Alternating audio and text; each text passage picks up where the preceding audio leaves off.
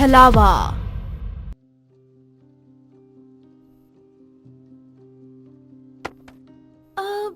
Library तो पूरी खाली हो गई। हर बार मैं बुक पढ़ने में इतना खो जाती हूँ कि मुझे पता ही नहीं चलता कि मेरे आसपास क्या हो रहा है। बाहर तो बारिश हो रही है।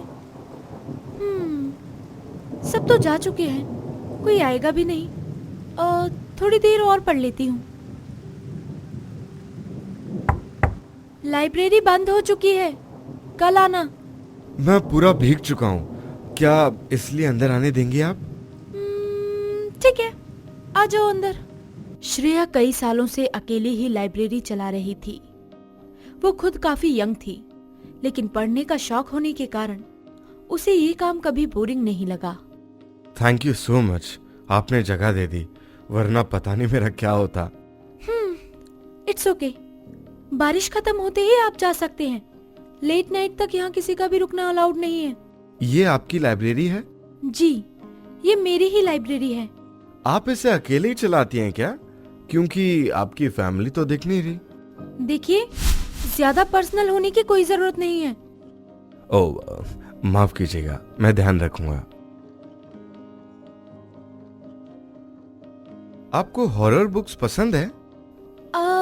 हाँ, मुझे ऐसी बुक्स पढ़ना पसंद है जो दूसरी दुनिया के बारे में बताती हूँ। खैर, मुझे इतनी दिलचस्पी नहीं है, लेकिन मैंने ये बुक पढ़ी है। फिर भी आप यहाँ हैं। सारी लाइब्रेरी इस बुक में लिखी कहानी के जैसे खंडर नहीं होते। क्या पता ये भी हो। अब इतनी सुंदर लड़की किसी लाइब्रेरी में हो तो वो चाहे भूतिया ही क्यों ना हो, मैं तो जरूर जाऊंगा। अरुण के ऐसा बोलते ही श्रेया को शायद गुस्सा आ गया और वो उसे एकटक देखने लगी। सॉरी, मैं आपके साथ फ्लर्ट नहीं कर रहा, मैं बात ही ऐसे करता हूँ। अरुण थोड़ी देर के लिए शांत हो जाता है। वहीं श्रेया भी बुक्स को शेल्फ में रखने लग जाती है। तभी अरुण की नजर दीवार पर लटके हुए एक फोटो फ्रेम पर पड़ती है, जिसमें एक माला चढ़ी देखकर उसे ये पता लगाने में ज्यादा समय नहीं लगता कि श्रेया की फैमिली है। लेकिन अरुण एक अजीब चीज और नोटिस करता है कि जिस फोटो पर माला चढ़ी होती है उसमें श्रेया खुद भी होती है। ये देखना उसके लिए काफी अजीब था। अरुण श्रेया से कुछ पूछता, उससे पहले ही श्रेया अरुण को जवाब देती है। अरे घबराओ मत, मैं जिंदा ही हूँ। मेरे पास इस फैमिली फ्रेम के अलावा इन लोगों की कोई तस्वीर नहीं थी, इसीलिए मैंने इसी पर ही माला चढ़ा दी। अगर तुम्हें बुरा न लगे तो क्या मैं पूछ सकता हूँ, इन सभी के साथ क्या हुआ था? सुसाइड किया था इन सभी ने, यहीं ऊपर वाले कमरे में।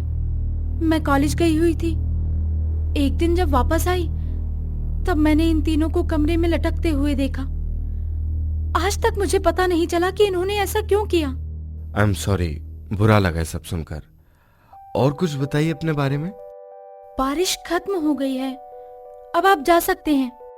अरुण को बातचीत करते करते ध्यान ही नहीं रहा कि बाहर बारिश बंद हो चुकी है, क्योंकि अरुण को इस वादे के साथ अंदर आने की परमिशन मिली थी कि वो बारिश खत्म होते ही वहां से चला जाएगा, तो अब उसे वहां से जाना ही चाहिए था। लेकिन श्रेया अब उसे पसंद आने लगी थी। वो उसके साथ अब और वक्त बिताना चाहता था।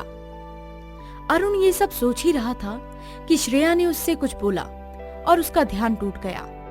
अरुण, क्या सोचने लगी? नहीं, कुछ नहीं। देखो, मुझे लाइब्रेरी बंद करनी है, प्लीज आप यहाँ से जाओ। अरुण कुछ न कह सका और वहां से निकल गया। लेकिन वो श्रेया का ख्याल अपने जहन से निकाल नहीं पा रहा था। कितनी खूबसूरत है श्रेया, कहीं मैं उसको पसंद तो नहीं करने लग गया? क्या करूं? क्या मुझे उसके पास दोबारा जाना चाहिए? कहीं वो मुझे कोई लोफर ना समझ ले। एक बार जाकर देखता हूं। अरुण खुद को रोक ना सका और लाइब्रेरी की तरफ मुड़ गया। थोड़ी ही देर में वो वहां पहुंच गया, लेकिन अब तक लाइब्रेरी का दरवाजा बंद हो चुका था।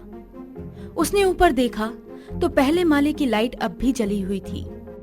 उसने ऊपर जाने के बारे में सोचा, लेकिन दरवाजा भी बंद था और जाने का कोई रास्ता भी नहीं दिख रहा था। उसने आसपास देखा तो उसे एक बांस की सीढ़ी दिखाई दी।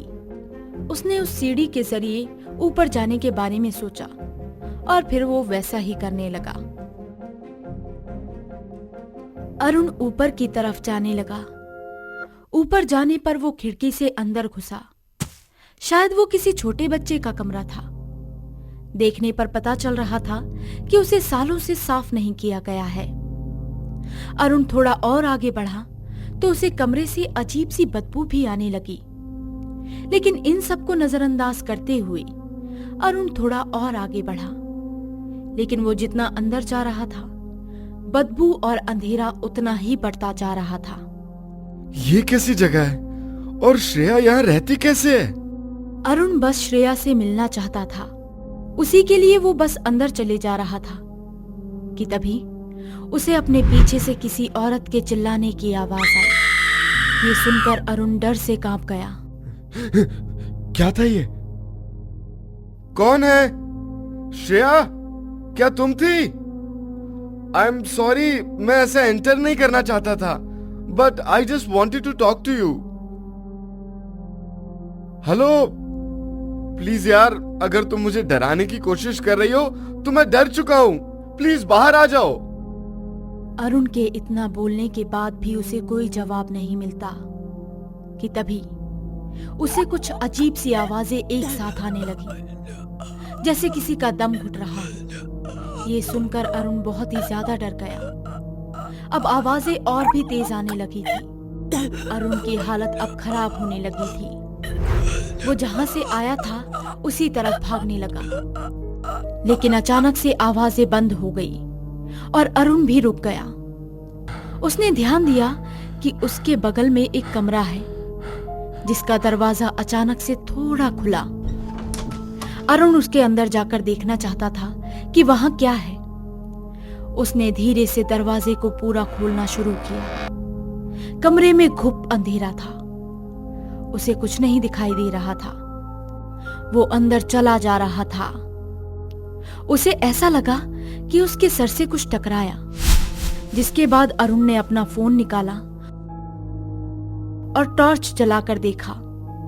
लेकिन जैसे ही उसने ऊपर की तरफ देखा, उसकी आंखें फटी की फटी रह गई। वहां 3 लाशें लटकी हुई थी जो उसने नीचे फ्रेम में देखी थी, जो अब भी सड़ रही थी।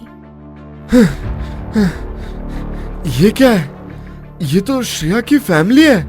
अरुण काफी घबरा चुका था। उसने जैसे ही भागने की कोशिश की, वो किसी चीज से टकरा कर गिर गया। उसने खुद को संभालते हुए जब फोन की रोशनी को नीचे की तरफ किया, तब उसने जो देखा वो देखने लायक नहीं था। इतने भयानक मंजर को देखकर अरुण की सांसें अटक गई। नीचे अनगिनत लाशें जमीन पर ऐसे पड़ी हुई थी मानो सब्जी मंडी में सब्जियां पड़ी हों। ये मैं कहां फंस गया? अरुण वहां से जैसे तैसे बाहर निकला और खिड़की की तरफ भागने लगा। ये सब मेरे साथ क्या हो रहा है? मैं कहां फंस गया भगवान? मैं मरना नहीं चाहता। अरुण तेजी से भागता जा रहा था कि तभी उसने अपने सामने किसी को देखा। ये देखकर अरुण रुक गया। कौन है? कौन है वहां? श्रेया, क्या तुम हो? अरुण के ऐसा कहते ही उसे सामने से तेज तेज किसी के हंसने की आवाजें आने लगी। वो आवाज अरुण के नजदीक आने लगी और जो अरुण ने अपने सामने देखा वो उसके पैरों तले जमीन खिसका देने वाला था। श्रेया, तुम? तू कितना बेवकूफ है। कहता था कि छलावा पढ़ी है, लेकिन तुझे देखकर लगता नहीं कि तूने वो किताब कभी पढ़ी भी है। क्या तुम हो उस किताब की अज्ञात लेखक?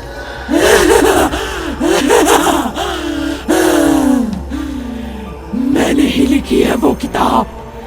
काले जादू को सीखने के लिए मैंने ही अपने परिवार वालों को मौत के घाट उतारा, और उन बाकियों को भी जो अभी तूने मरे पड़े देखे। तुम ऐसा क्यों कर रही हो? मुझे छोड़ दो, मुझे जाने दो।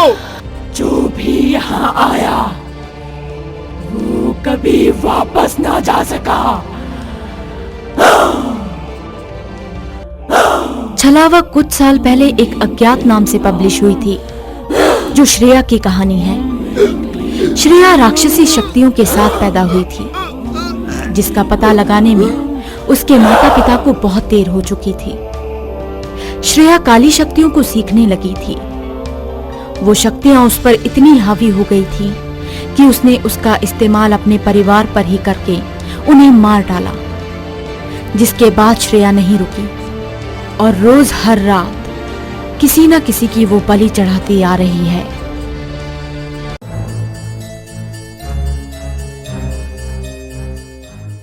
अगर आपको ये वीडियो पसंद आई हो तो इसे लाइक करें, शेयर करें और हमारे